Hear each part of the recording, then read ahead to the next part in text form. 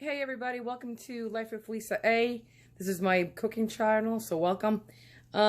Today I'm going to mention 3 videos I'm going to be doing. The separate videos. One, I'm going to be making homemade lasagna. It's like traditional Italian lasagna.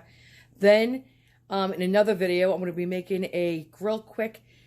You could do it in the crock pot, you could do it on the stove top. If you do it on the stove top, it takes 30 minutes. If you do it in the crock pot, you can make it short or low or high. But I'm going to do a creamy potato soup because it's snowing where we are. And it's going to snow for 3 days. So I'm all ready and hunkered down and batten down those hatches. And then the third recipe is going to be a chicken and dumpling recipe. I'm going to be doing mine in... I'm trying to think. Oh, I'm going to be doing mine in the oven. But I'm going to show you how you could do it in the pressure cooker or how you could do it on top of your stovetop. All right, but this video here today is just going to be strictly lasagna. And I'll leave the other links if you're interested in here below somewhere there in the descriptions. All right, see you soon. Today, a correction, my husband just corrected me. I'm going to be doing my granddaughter, who's 9, soon to be 10. Her name is Gianna Marie, and I miss her so much. I'm going to be doing, she got an international cookbook for Christmas from Santa Claus. So she gave me a recipe to make Mexican pudding today. That's what I'm going to be doing. All right, bye. And I just wanted to say, today I have such a nasty migraine, and it feels like a hangover type headache, and I don't drink. You know, like back in the days when you were younger, if you drank too much, we get that really nasty hangover because I have sinus issues. Then I got a steroid injection in my bursa sac on my, outer hip area on the thigh. And oh my goodness, I'm having such a reaction. Blood pressure's up, flushing. So just bear with me today. All right. Here's just a quick peek. I'm not doing tomato gravy today or tomato sauce. If you want, I will put a link. I have a simple tomato marinara, and I have a chopped meat gravy. This today for the lasagna I'm making, it's just chopped meat. That's mixed like a meatball. I put like Italian cheese, garlic powder, a little garlic. I put parsley, egg, a little pinch of ketchup, breadcrumbs, water. Mix it together so it tastes like a meatball. And then I took about a pound of sausage. Sorry, my camera's getting foggy. I took about a pound of sausage, took it out of the casing, and just, started browning that. And then I just stir them together. I did not mix them together today. Usually I mix one big meat mixture. Today I did not. So, and that's it. But I just wanted to say it smells amazing. I just wanted to say, if you're making the gravy, this you definitely want to brown. I'm worried about it's going to be undercooked because it's going to cook anywhere from an hour to 2 hours in your tomato gravy, tomato sauce. I'm saying just cook it because you want it to get brown because that's what the flavor is. Brown is flavor. That's why I want this to be really brown. So don't forget, I have the seasoning, the flavor of a meatball going on, and I brown my meatballs in a frying pan on all sides. That's delicious flavor. Guys, I don't want to show how to make a gravy recipe or a tomato sauce recipe because I already have it, but my husband, so I'm not feeling well today, did chop up my onions for me. So I'm making gravy, well, tomato sauce, so I'm making homemade lasagna. So I thought I would just show it. Okay. And then I'm going to add garlic. Then I'm going to add my crushed tomatoes. Well, no, I'm lying. My tomato paste, cook it down a little bit. Then I'll add a little red wine, a little beef broth to this. I have fennel seeds. If I want to bring home that sausage flavor a little bit more, I'm sorry about that. It's fogging up my camera. I will add more fennel seeds if I want, like I said, a stronger sausage flavor. I don't know yet. And if you're a vegetarian and you like that sausage flavor because you used to eat it and you miss it, just add fennel seeds to your tomato sauce. You'll be fine. And then I'm going to add, I said the wine, the beef broth. Then I'll add my crushed tomatoes. And then a little bit of water, my basil, salt, pepper, and that's it. I'm not going to do any kind of Italian seasoning or oregano or this or that. We're going to call it a day on that, and I'm going to cook it for about 2 hours. You don't have to. You could do an hour. Actually, you could do 45 minutes, but you just want to cook that tomato gravy out. And the longer you cook it, the better it becomes. Guys, I'm sorry. I had to come back and say, if you're going to do the garlic, and make this, do not burn your garlic. If you do, you make it really bitter, and anything you put in here is going to taste bitter, and you ruin your, so at this point, if you burn your garlic, dump it out, stir all over. Otherwise, you will ruin your tomato sauce. So this is it, guys. I'm just gonna, like I said, do what I said. If you want the full recipe, I have 2 recipes out there. One is for chopped meat gravy. One is for a regular quick marinara. They both start out the same exact way. The only difference between this gravy today and my chopped meat gravy, I did add a pound of sausage out of the casing to this. That's what I did. It's the only difference. Okay. I gotta go before I burn my own garlic. Guys, even though I was not trying to show you this recipe, I'm just showing you what the gravy looks like. I put the light on so you can see a little bit better. I added my 4 cans of tomato. I use 1 can of Cento, Salmanzano tomatoes. I usually can go to the Italian store and get cans of Italian tomatoes, but it's not what I had in the house today. So I used that, 1 can of crushed, Tutti crushed tomatoes. And what was that one brand my mother uses? Formanos. And I used 2 cans of Formanos. And I threw my chopped meat and my sausage mixture back in here with salt, pepper. I did about, my mother does a tablespoon of salt per can. I do not. I do about a teaspoon. It depends on the tomatoes, maybe a little bit more. Black pepper, so a teaspoon per can. So I used 4 cans. That was about 4 teaspoons or maybe a little bit more. You taste it the way you like it. Start out little and add as you go. Because once you put too much, you can't take out. And if you wanted to, you could put in crushed red pepper flakes at this point. And, oh, I just spilled. And what my mother does, she puts in a little cheese rind from Locatelli cheese, a Pecorino Romano. All right. And again, this is just, I'm not showing you the recipe for this because, like I said, I already have 2 out there, and I will link the videos on the bottom of this under the descriptions. All right. Bye. Hey, guys. Welcome to Life with Lisa. Welcome back. We're going to get ready to do the lasagna, but my dilemma is because I'm in the midst of moving. Because I came to, out of state to take care of my parents. And I'm looking for now more of a permanent place because I thought it was going to be temporary. And it turned into to be a little longer than I thought. So long story short, I don't have, you guys know who Ina Garten is. She's from Food Network. She has that big roasting pan. I usually do a lasagna in that, and that's a huge one. 16 by 13 by It's 3. 16 by 13 by, I think, like 4 inches. And I could get like maybe 7 layers of lasagna noodles because I'll make a big one. Then I have something when I want to cut back a little bit, a 15 by 13 by 3 or 4 inch one. I don't have that either. I have something with me, but it's too narrow. I mean, it's not deep. So I'd rather do mine in a bread pan, like a baking bread pan, because it won't be as wide, but it will be more lasagna noodles, more stacked, and we like this stacked. So I'll make a couple trays of those. All right. And you could use whatever you have home that you want. If you only want a 3-layer lasagna, do a 3-layer lasagna. If you want 5 or 6, then you have to get something deeper. All right, we'll be back. Guys, I'm just showing you the water for my lasagna. I'm only doing 1 pound of lasagna. Usually I do 3 or 4 pounds. But I salt my water really, really heavy, like the sea. You have to. So I'm going to be watching how I'm salting my water like that. So I apologize if you didn't see too clearly, but I didn't want to oversalt it. Now listen to me. I'm going to tell you something real quick. You do not ever put oil in your macaroni or your pasta water. And when your macaroni is cooked, I don't care what Rachel Ray does, you never put butter or oil on your macaroni and then put your tomato gravy, your tomato sauce on top. You don't do that. However, when you're making lasagna, then you can put some oil in your water. Why? Because you don't want it to stick. So let's put a little oil in. There. That's plenty of oil. Otherwise, if you don't, the lasagna noodles will stick to each other and then rip apart when you try to separate them. And the minute the lasagna noodles are cooked, when they're piping hot, I mean, literally, I just drain them in their, in the strainer. I don't rinse them. I work with them piping hot, and I put them all along my pot or my strainer so they can cool off. And if you let them sit and cool down, then they can stick together. So my hands already have that asbestos on the fingertips where I really don't feel the heat like maybe you would. But if you have to wear gloves, wear, gloves. Guys, I know what else I forgot we're going to be making.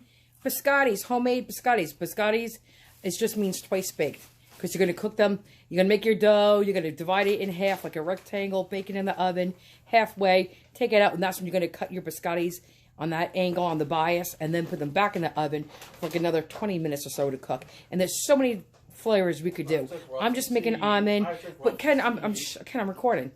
We could do so many different flavors. I like. I'm going to be putting dried cherries in with my almond today, so look forward to that. All right, bye.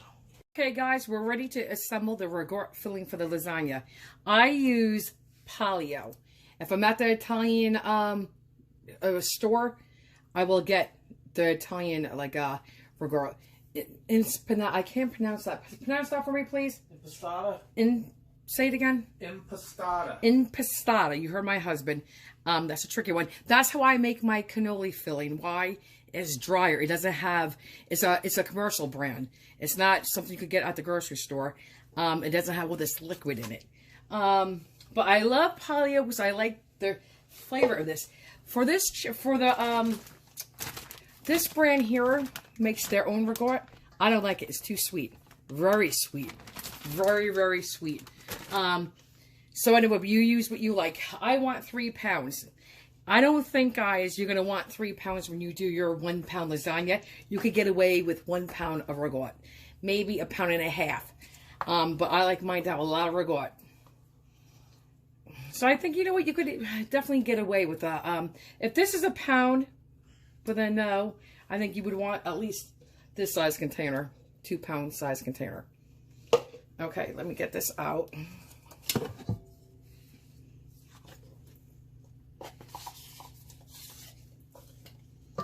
And I know there's people that use cottage cheese, but that's not traditional Italian at all. And you can, by all means, if you want to substitute for the ragout, use cottage cheese, by all means, you could do that. But that's not how I do it. And, you know, this was my grandmother's recipe, and she came from Italy.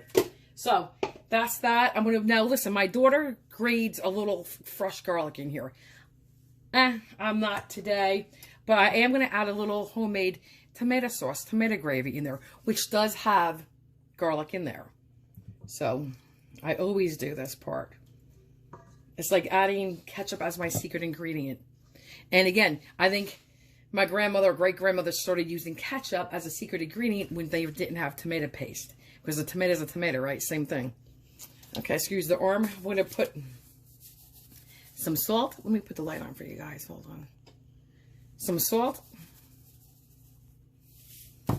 Some fresh black. Well, let's do the parsley first. Okay. This is just dried parsley. You could use fresh. Okay. Be careful when you use dried because it is stronger. Now, guys, I call this Locatelli because the brand is Locatelli. This is Pecorino Romano. You could use Parmesan Reggiano cheese in here. When I have a crock pot version, I do. And in that one, I do add Parmesan Reggiano. But for my traditional Italian lasagna, I only use Pecorino Romano. I do not use Parmesan Reggiano, but you can. And I use a boatload of this. So, at least a half a cup. I'll probably do 3/4 cup. Okay. Now, you could use a whole egg. You don't have to put in an egg. You could put in 2 eggs. I'm just going to use the egg yolk. So, I'll show you how I separated it. Okay. I just put it in my hand, let the yolk stay here, and let the whites drip into the sink. If you want, you could save your yolk. But I mean, not your yolk, your egg white. But what are you going to do with 1 egg white? So, okay. Now, let me just rinse my hand off. I'm going to put in black pepper.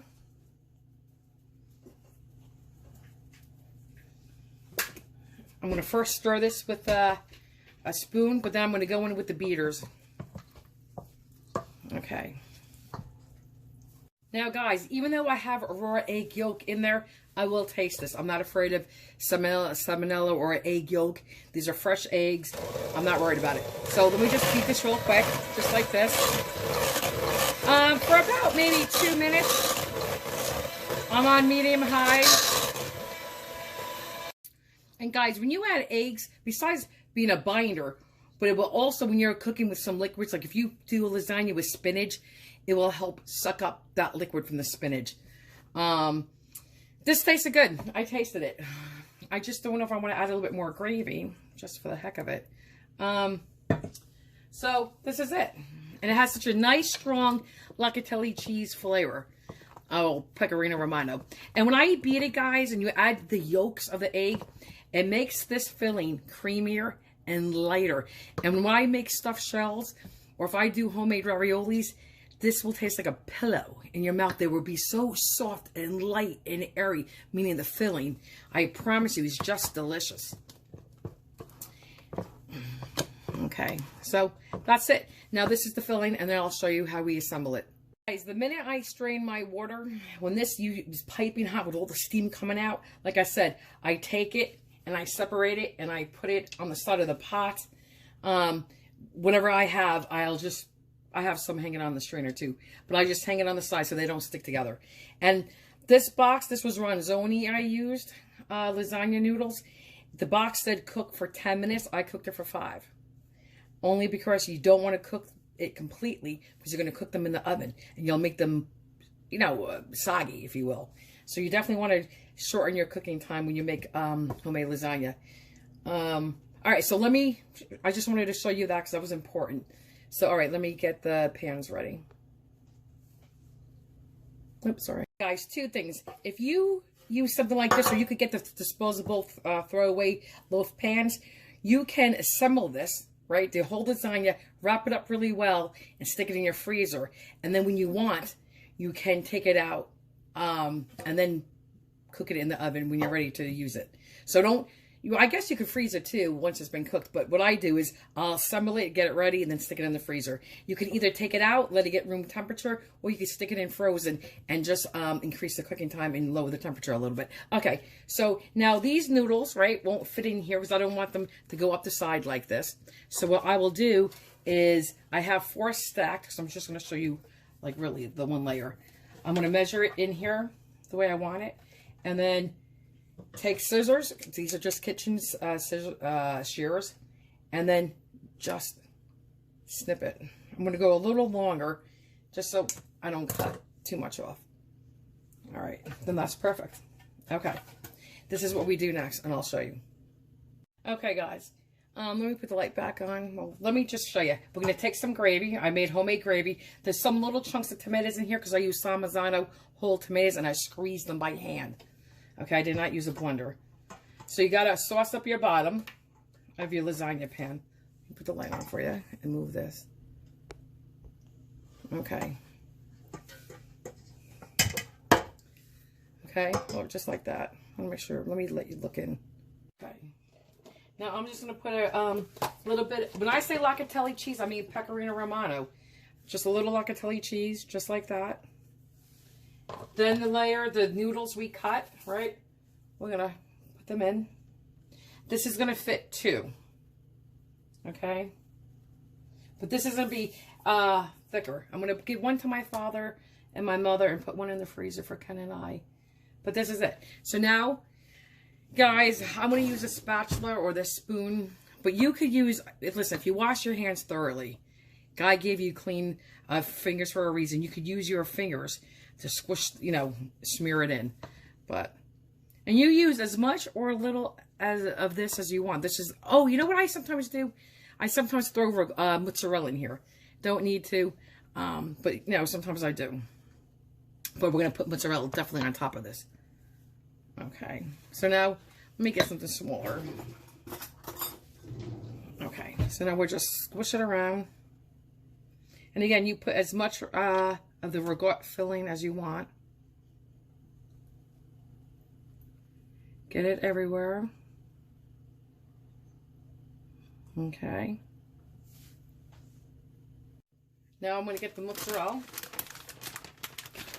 And guys, I'll show you later. I don't know if you saw my big crock pot pressure cooker on the counter. I'm making homemade cream of potato soup, like a baked potato soup. All right, but here's the mozzarella. And again, guys, you use as much mozzarella as you want. If you want, you could put a little provolone cheese in this too. Or, you know, when you make something Parmesan and you do mozzarella on top, you could do a mixture of Parm and mozzarella. Today I am not. I'm just going to use straight up mozzarella.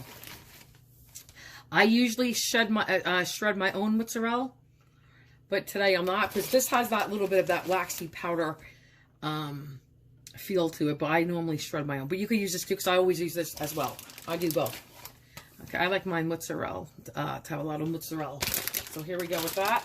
Now, we'll take some more tomato gravy, tomato sauce. Sorry about the arm. And then we'll put it on top. And you want this saucy. I have a whole big pot of gravy sitting on the stove. I just did this because I'm just going to show you one layer. That's basil. You could throw the basil away. I like to keep the basil in.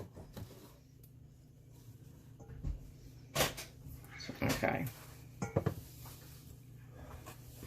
In there too. Okay. It's important to keep this really wet with your sauce. Now, I take more pecorino romano, your locatelli cheese, and you use as much or as little as you want. I like this bite. And if you don't know what this is, guys, well, if you know what Reggiano is, Parmesan Reggiano, this is very similar to it. It has that nuttiness, but this is sharper, has more of a bite. It has a little bit more of a salty flavor to it as well. It's stronger. I like this much better. Much better. Where Reggiano is, you know, more mild. And has a slightly more nuttier flavor, I think. So anyway, all right, here we go. So here's my other layer, right? And this is all you do. You just keep stacking them up like this. That's it. When I get to the top, I believe I will use 3. But okay. And we'll just repeat. Your ragout layer.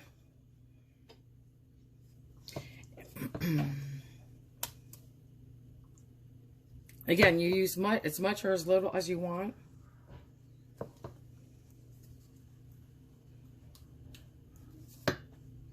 Smear it in.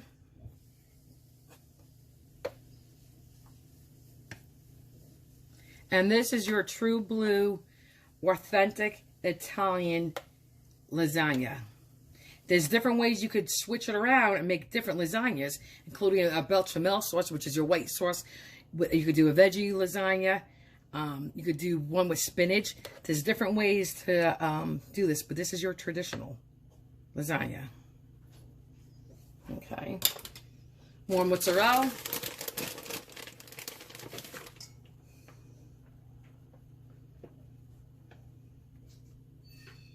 I'm going to use a little bit more.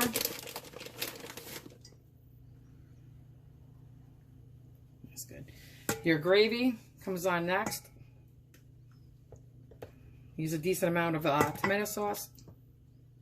I call it gravy because just we're from North Jersey, and it's how I was raised. It's how, I guess, when people came from Italy, you know what I'm saying, and they, you know, come from New York and Jersey, it's how they talk. Like, I don't call it pasta, I call it macaroni. I don't call it sauce, we call it gravy. I don't call it ricotta. Oh my God, no, I call it ragout.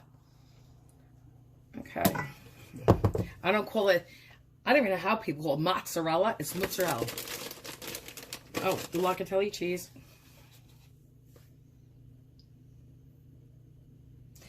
And I'm going to get 2 more layers with ragout in this. Like, do another layer of macaroni, you know, and then do what I normally do, you know, layer it, and then I'll get another layer of macaroni, layer it, and then I'll show you what the top looks like. Don't forget, guys, this is the sausage chopped meat gravy. Chunks of sausage, and they taste like meatballs, the chopped meat part. Okay. Okay, guys, we're going to take the rest of some of this tomato gravy. I'm going to put it on here, and then I'm going to sprinkle it with more locatelli cheese, and then I'm going to put a little mozzarella, and I'll show you what it looks like. Okay, guys, I'll put the gravy. Oh, guys, I did 3 layers on the last layer. You saw that, but I did not cut them. I let them, you know, they pretty much, when you rise up and up and up, it pretty much starts to fit the pan. So I did not have to cut those.